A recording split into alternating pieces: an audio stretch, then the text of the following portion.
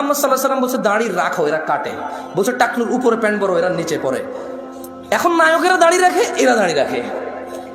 আল্লাহ তাআলা বলছে হালাল খাও, এরা সবসময় হারামের প্রতি ঝুঁকে থাকে। ইসলাম যত কিছু আদেশ করছে, মুসলমানদের বর্তমানে কাজ হয়ে গেছে সবকিছুর বিরুদ্ধাচরণ করা। ওয়াল্লাহি যদি শুকর খাওয়া হালাল হতো, কেউ শুকর খেত না, গরু খেত সবাই। যদি মদ খাওয়া হালাল হতো, এই মুসলমানরা মদের প্রতি এত আকৃষ্ট থাকতো না, সবাই পানের প্রতি থাকতো আকৃষ্ট। যদি সুদ আর ঘুষ খাওয়া হালাল হতো, তাহলে আজকের যে মুসলমান আমার চোখের সামনে আসি, আমার মনে হয় এরা কেউ সুদ আর ঘুষ খেত না।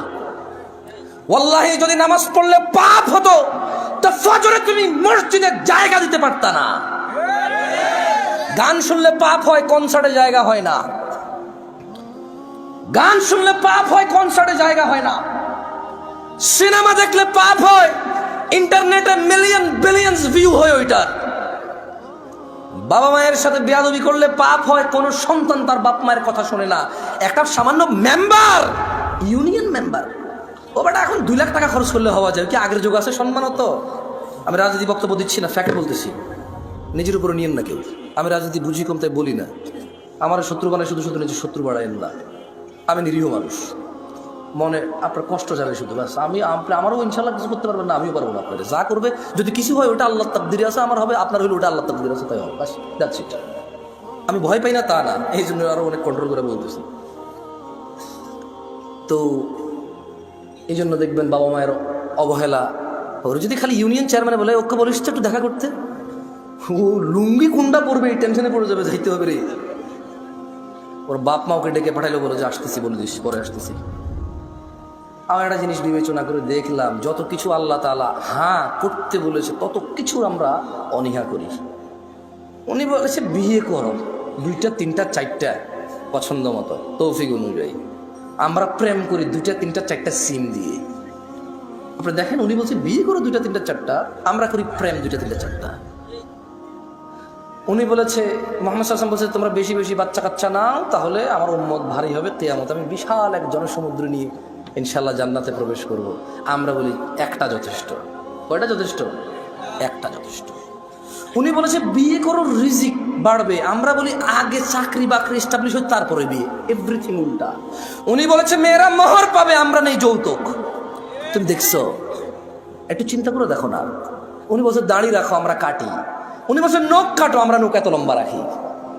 তুমি বুঝতেছো না ভাই, আসলে এটা ও নখ রাখার শখ না, জাস্ট আল্লাহর বিরুদ্ধাচারণ করা, রাসূলের বিরুদ্ধাচারণ করাই হচ্ছে ওর উদ্দেশ্য। ওর জীবনের একটা এইম হয়ে গেছে।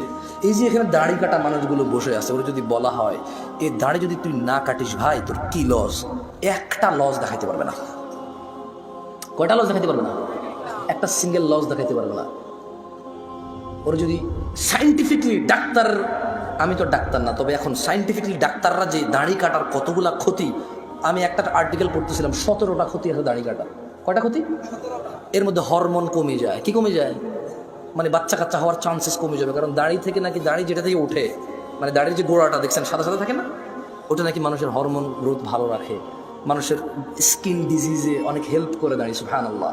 আমরা তো এত কিছু মনে করে রাখি না, সুন্নাহ হিসেবে রাখি। আলহামদুলিল্লাহ। কি হিসেবে রাখি? হরমোন আর স্কিনের জন্য রাখি না, জান্নাতের জন্য রাখি। আল্লাহ কবুল করুন, আমিন। সো যে যার নিয়ত অনুযায়ী পাবে। ইহুদি নাসারারা এখন দাড়ি রাখে কেন?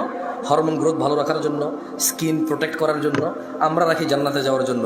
তো আমি একটা জিনিস চিন্তা করলাম যে মসজিদে মানুষ নাই, কনসার্টে কেন মানুষ? কারণ মসজিদে আসতে বলা হয়েছে এই জন্য আসে না, কনসার্টে যেতে নিশ্চিত করছে এই জন্য যায়, নাথিং এলস।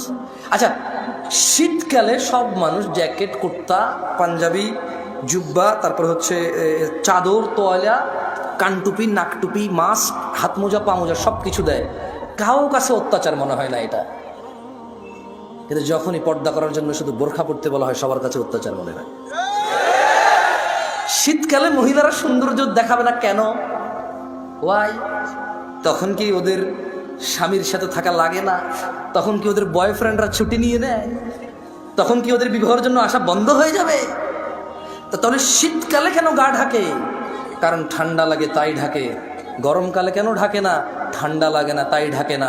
আল্লাহ বলেছে ঢাকতে, তাই ঢাকে না। মুসলিম সমাজের বাবা মায়ের, ছেলে সন্তানের, আমার আপনার সবার এটা এইম হয়ে গেছে, যেটা আল্লাহর নবী বলছে ওটার উল্টাটা করো। ওটার কি করো? উল্টাটা করো।